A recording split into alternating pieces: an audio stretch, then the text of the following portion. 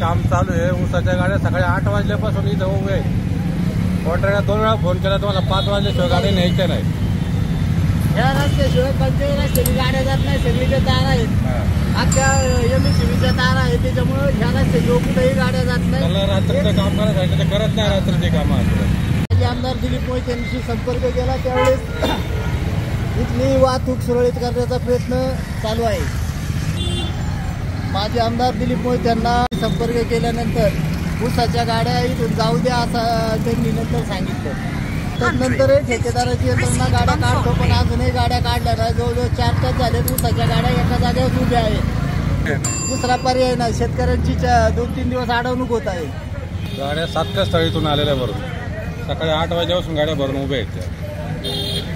तिथं कोण नाईकरे मॅनेजर आहे ना, नाईकरे मॅनेजरला बोललो, तो मला डायरेक्ट संध्याकाळी 4च्या नंतर रस्ता चालू आहे।